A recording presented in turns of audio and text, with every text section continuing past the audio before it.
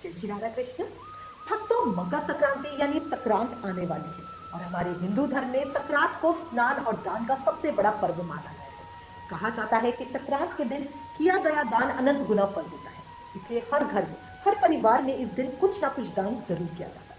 कोई अपने सामर्थ्य के अनुसार थोड़ा करता है और कोई ज्यादा करता है, लेकिन खाली हाथ कोई नहीं रहता। लेकिन भक्तों, संक्रांत सिर्फ दान का ही नहीं दिन है।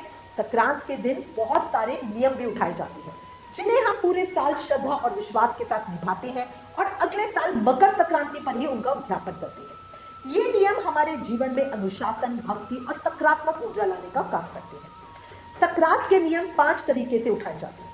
पहला है, कुछ नियम ऐसे होते हैं जो संक्रांत से शुरू किए जाते हैं। पूरा 1 साल तक प्रतिदिन वो कार्य करके अगले साल संक्रांत पर ही उस नियम का उद्यापन किया जाता है, जैसे सूरज लोटे का नियम, दीप प्रज्वलन का नियम।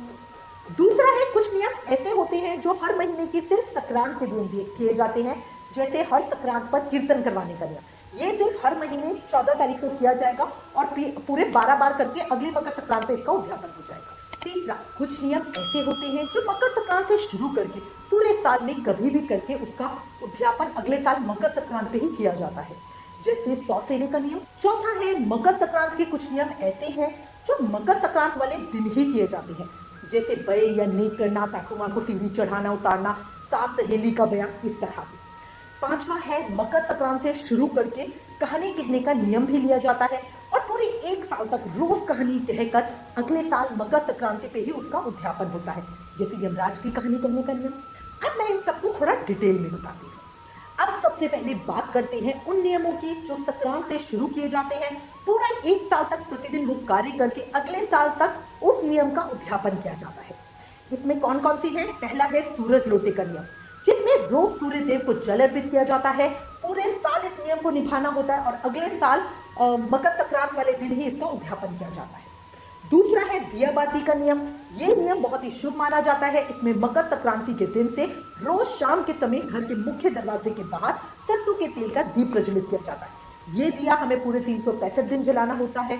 माना जाता है इससे घर की नेगेटिविटी दूर होती है और घर में लक्ष्मी का वास होता है।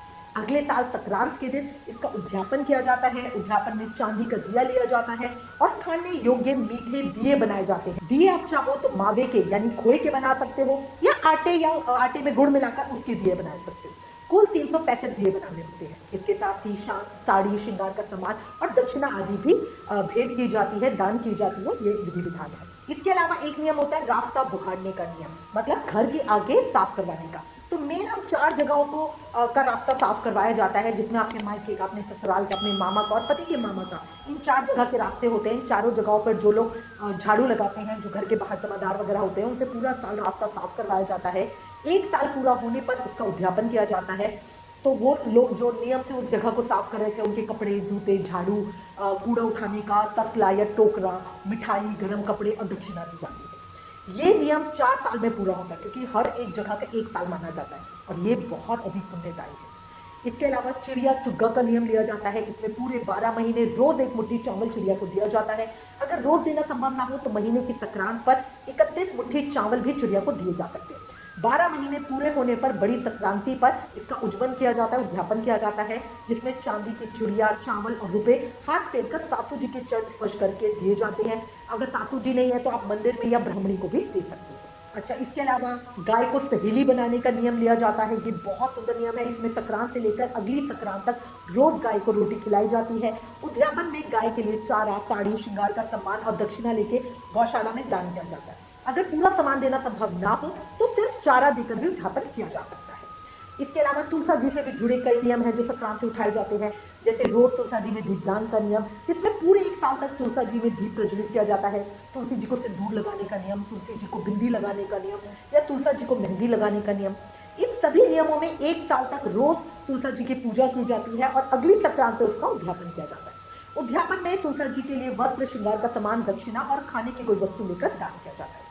ये दान सासू जी को, ननद को, जेठानी को, मंदिर में या किसी भी जरूरतमंद को दिया जा सकता है। देवरानी, बेटी या अपने बच्चों को ये दान नहीं दिया जाता। इसके अलावा चौक पूरने का भी नियम लिया जाता है, जिसमें रोज सुबह चौक को पूरा जाता है, यानी उस पर रंगोली बनाई जाती है। राहगीर रोटी का नियम भी लिया जाता है, जिसमें किसी एक व्यक्ति को रोज भोजन कराया जाता है। अच्छा, इसके अलावा सात सहेली का नियम होता है, पंटानी को चाय पिलाने का नियम होता है।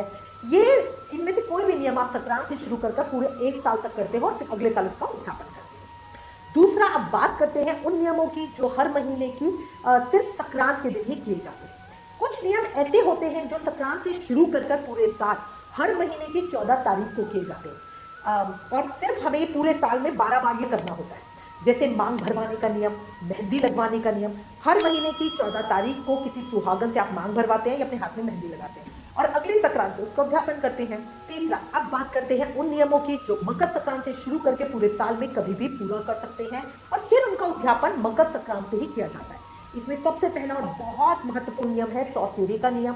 100 सेरी नियम में बड़ी संक्रांत से 100 चीजें एक से मतलब 1 किलो दान करने का नियम लेते हैं।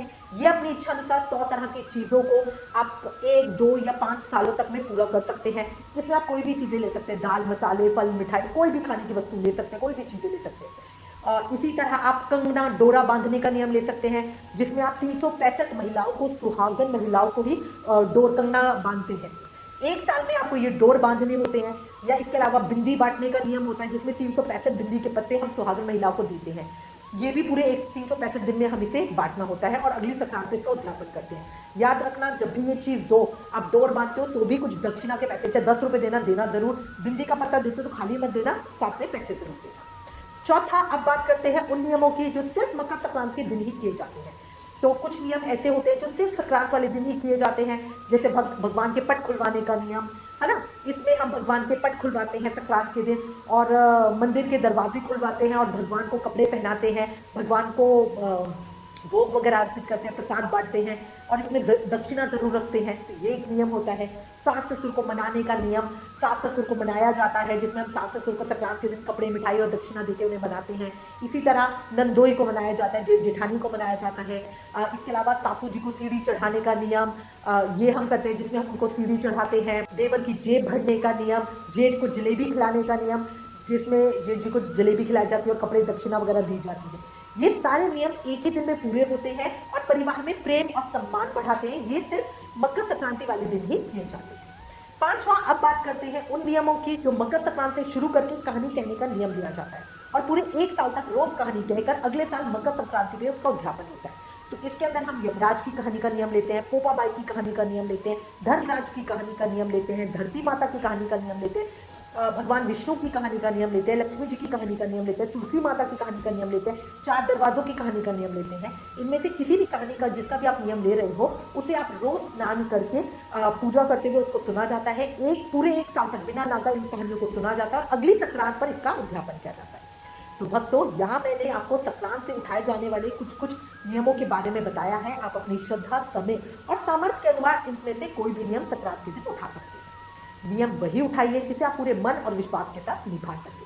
अगर ये वीडियो आपको पसंद आए और अगर आपको इसे थोड़ी सी भी जानकारी मिली तो प्लीज वीडियो को लाइक जरूर करें और अगर आप चैनल पे नए हो तो जल्दी से चैनल को सब्सक्राइब कर दीजिए ताकि इसी तरह की और जानकारी आपको समय समय पे मिलती रहे।